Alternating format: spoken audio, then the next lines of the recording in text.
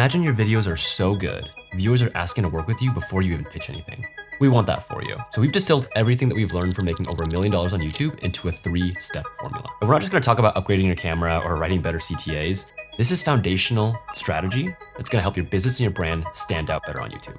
First, we need to talk about the mistake that almost every business owner is making with YouTube. So when you post a video on YouTube, YouTube is gonna do its best to show it to as many people as possible. So for example, on our channel, we made this video called Reading Changes Your Brain.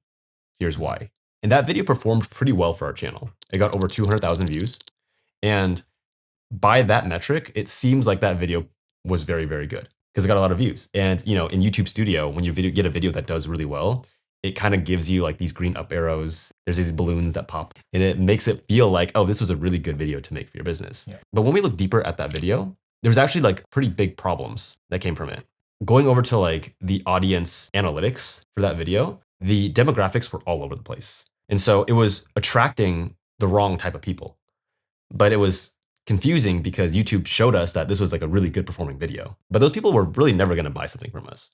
And so we were giving mixed signals to YouTube about who is our channel actually for, which was really bad for our business because when I pitched, what I do to prospects and they saw our channel and they saw the videos, they were like, I don't know if this is for me. So the goal of your YouTube strategy as a business owner, it's actually not to attract as many people as possible. You only want to attract people who you think might become your customers, which actually kind of mirrors how a magnet actually works, which is why I love thinking about your channel like a magnet. Not only do magnets attract, but they also repel at the same time. I mean, as a business, there's so many reasons why you want to be very selective with the type of person that you bring into your program. So on the one hand, you want your customers to be like pretty homogenous, meaning like you want them all to be pretty like-minded. You want them all to think alike and have the same goals, right? Because like for me, if I were to show up in a community and I find like all the other peers are just like trying to do different things, like I'm not going to find anything in common with them. So I'm just not going to connect with them all that well.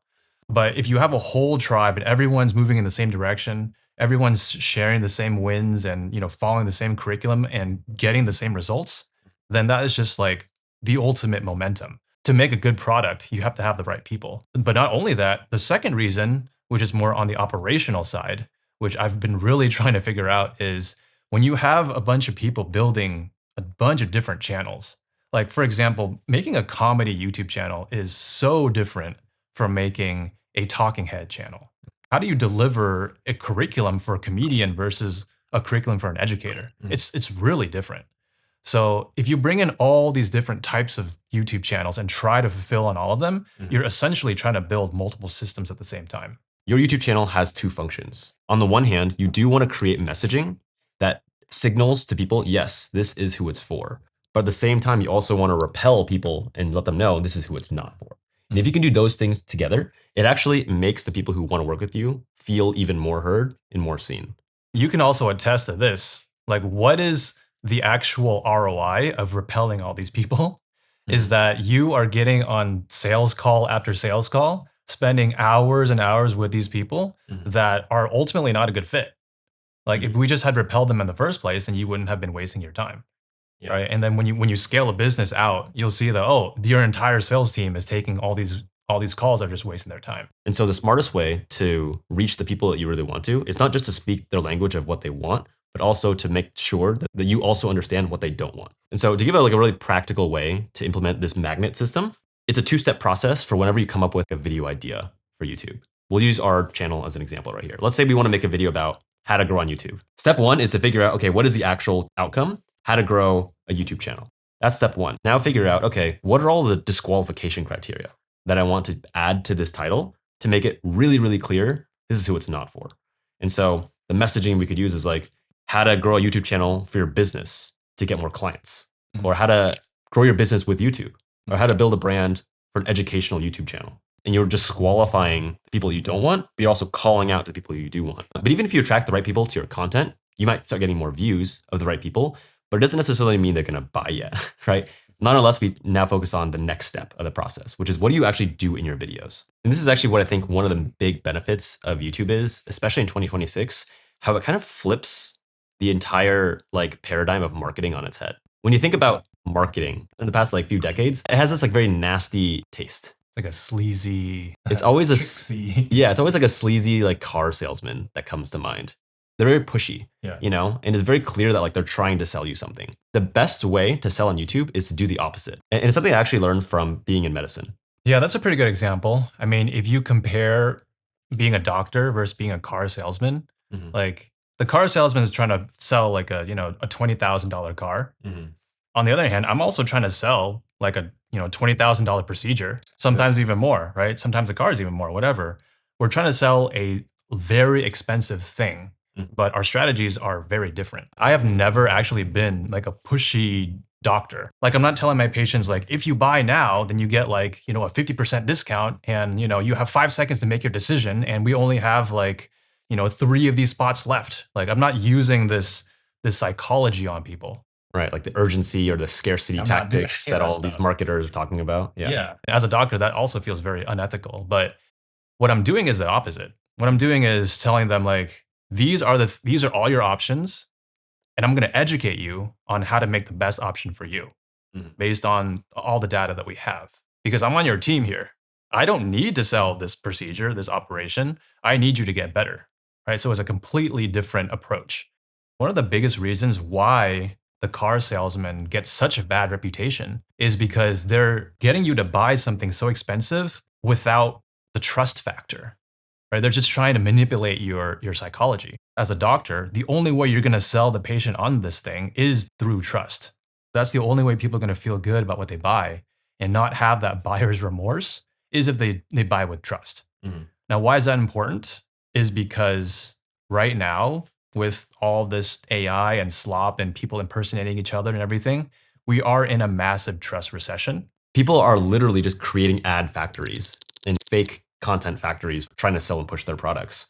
You as a business owner have a different advantage on YouTube. Like your YouTube channel, it is this magnet, but like it's a magnet that's also kind of like it's kind of like an emergency department, you know? Like people have problems and they're looking for solutions. So they're going to come to your hospital here and they're going to figure out is this for me? Is this not for me? And so as a business owner, the smartest way to make content is to just teach people. You just have to teach them about what you do, teach them about why they're struggling with the problems they have. All you have to do is just be useful Yep. in your videos and don't even talk about selling Yeah. anything, right? Don't Like even worry we about that. don't really worry about like, hey, buy a thing right now. Like we have a sale. Like literally nobody needs to do that. Because if you just keep showing up and giving value week after week with your content, they will eventually just realize that, yes, I'm just going to work with them because they're just being so helpful and they're being so valuable. What I've learned through making YouTube videos is that education is probably the best way to earn trust. I can't tell you how many times I've had a patient come to me and they just did not trust me, right? Like these patients are like, I don't trust doctors. Like you guys are all just like sleazy. And I'm cool with it. All I need to do is educate them and give them advice that I know will help them. That's my goal, right? I'm just going to do everything I can to help you. And the moment that they follow a piece of advice that I give them and it changes their life and it relieves them of, their suffering and their pain, it's just like flipping a switch. They're like, now they just trust me wholeheartedly. Yeah, exactly. And the best part about all of this, even if that patient or that person doesn't buy something from you, that trust that you build with them goes an extra mile. For YouTube, what that means is if someone watches your video and they like it a lot, they might send it to somebody else that they like. For example, like a channel that I think we both really, really enjoy, we talk about all the time, and I've sent so many videos to other people, is like an Alex Hormozy. And so many people who actually come work with us have been on sales calls with me, and they're like, Alex Hormozy told me I need to build a brand. And so I went out seeking how to do that on YouTube, and I found you guys. And I was like, thanks, Alex. Like you're bringing us clients because you're educating them about how important it is to build a brand. Education is exactly what you need to do because the more informed your potential buyers are, the more likely they're going to work with you. It's actually so much easier to do this than any other kind of content. Don't even worry about vlogs or don't worry about like games or comedy. If your goal really is to drive more leads and get more sales, then this is the only kind of channel that you should build. It's also easier to make educational content. I believe that every single business is an education business.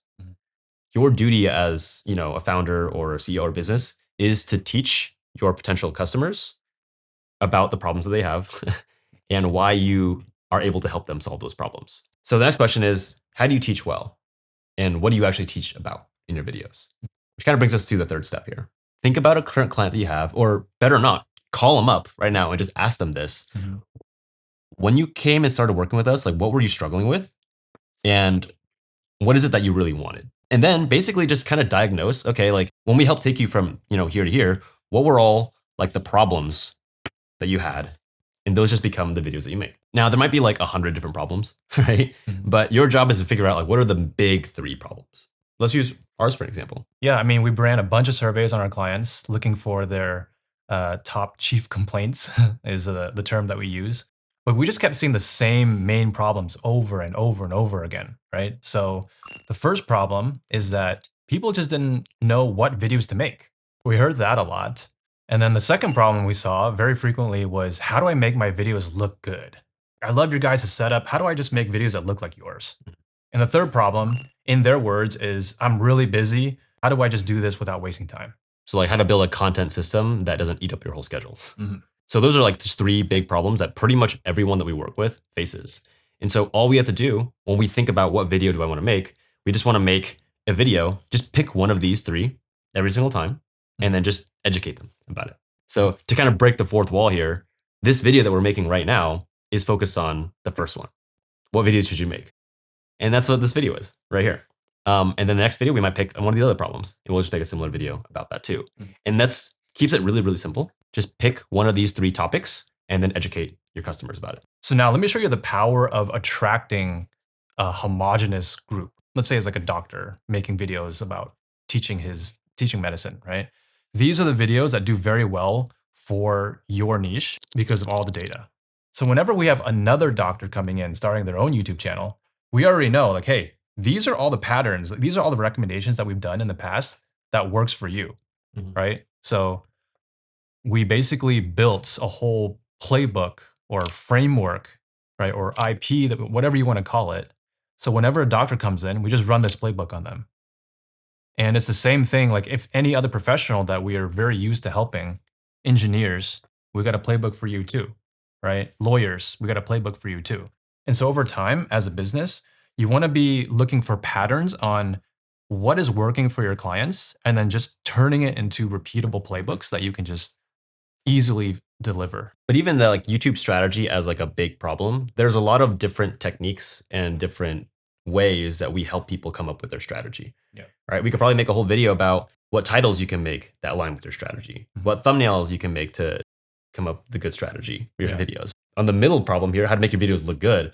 There are so many different playbooks and different ways that we can educate people on how to create better videos that look good, how to do it on a budget, how to do it with this kind of gear, how to do it when you have a small space. There's a lot of different sub problems or different ways you can tackle that problem. If you're building an audience of people who all look alike, it's going to be even easier to do that because they all are going to have the same problems too. So all those videos are going to be so perfect for each one. And that's kind of the whole goal of YouTube. Every single video needs to speak so clearly to this one person that they have no choice but to take the next step and just be like, how do I work with you guys? And this is the strategy that like some of the smartest B2B businesses right now are running, that just get people on their calendar who are pre-sold, who want to work with them before they even have a chance to pitch anything at all. And so if you want to run the strategy for your business, the first thing you're going to need to do is really figure out, what is this transformation? What is this A to B state that your potential customers need to go through? And if you guys need help with that, we actually created like a free AI tool, which you can check out in the description below. Totally free, like I said, 10 minutes, and it's going to give you like a pretty clear idea of like what this transformation is. And then the next step after that is going to be knowing how to actually make good videos for it, right? For that, we actually made this video right here. It goes into like our whole framework to create professional looking videos that look for your business. We'll see you over there.